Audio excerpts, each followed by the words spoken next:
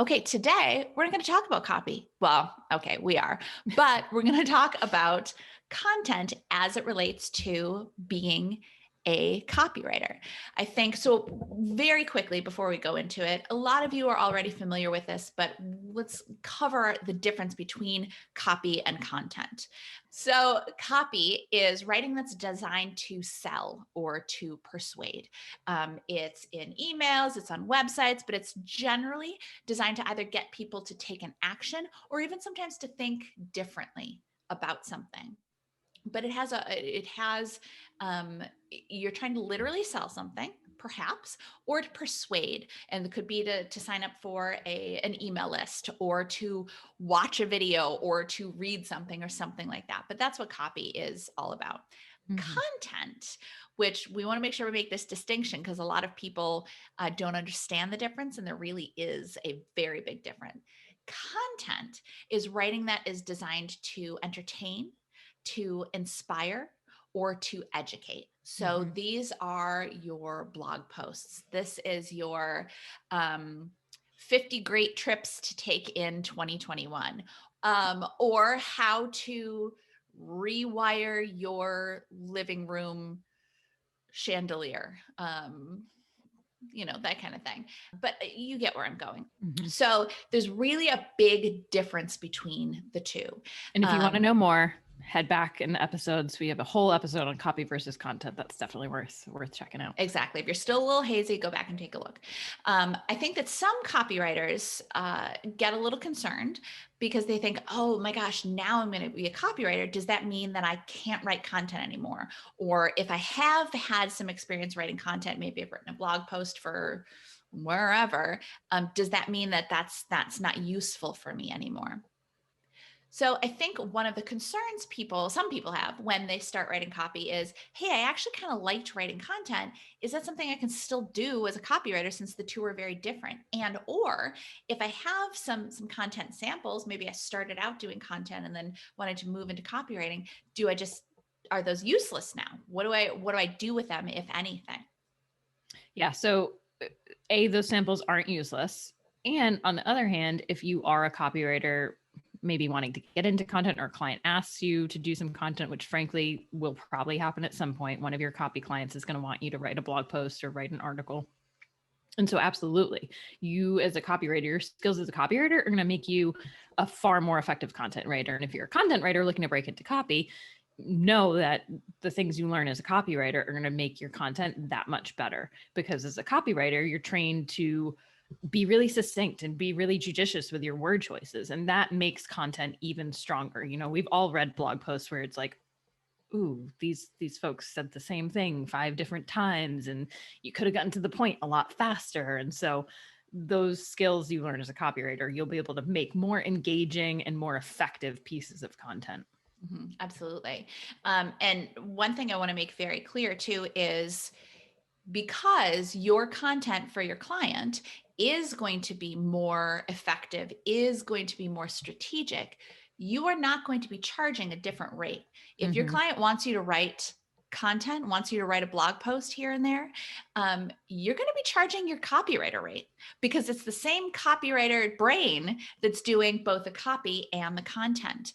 And it may be for a client that it doesn't make financial sense for them to hire you to do all of their content, which, thank goodness, I'll do it for one client here or there, but I don't love writing content.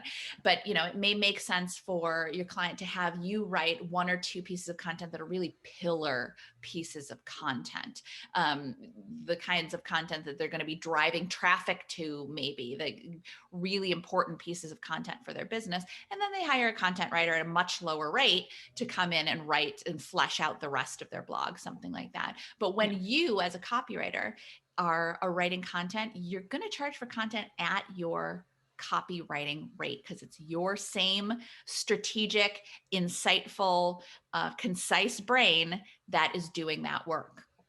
So if you're going to write content for a client, if you're going to write content here and there, or if you have previous examples of content, where are you going to put that on your website? Not with your copy samples, please. You're going to, it obviously depends on how your portfolio is structured and laid out. Everyone has different sites, but if you're using Squarespace or Wix and the templates that you're using, but in general, you'll have a portfolio section.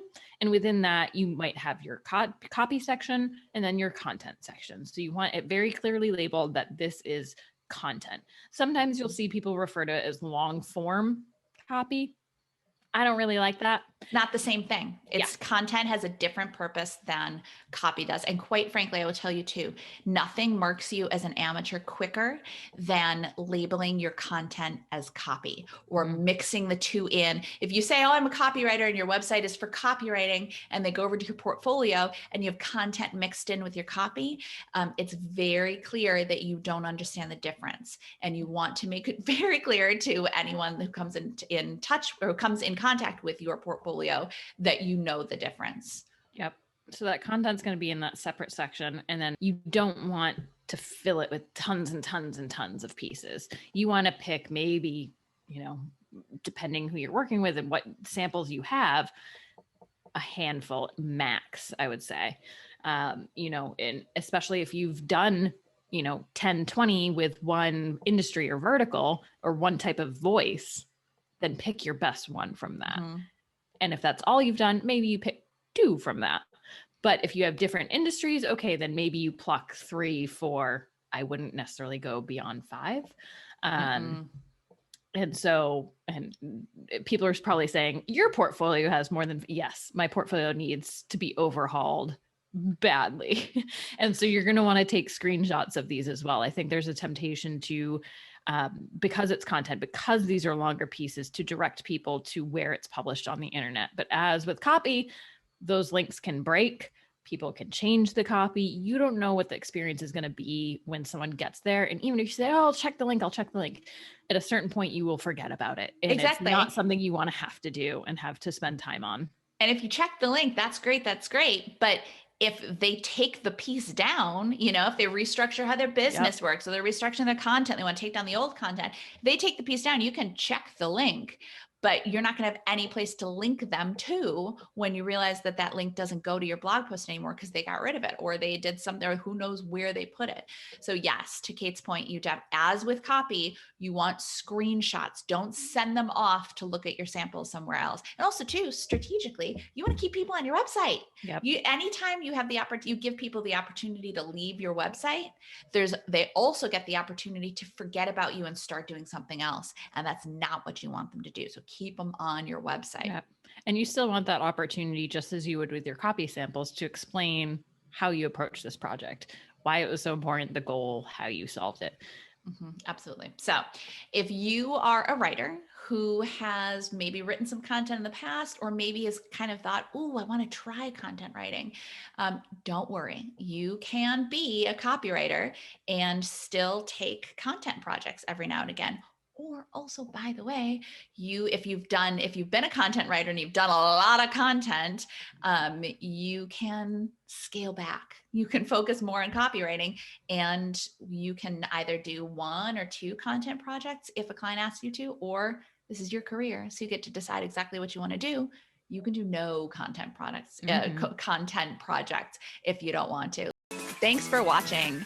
Make sure you don't miss any tips, tools, or tactics for copywriters by clicking subscribe right now. And of course, you can always find us over at filthyricwriter.com. We'll see you next time.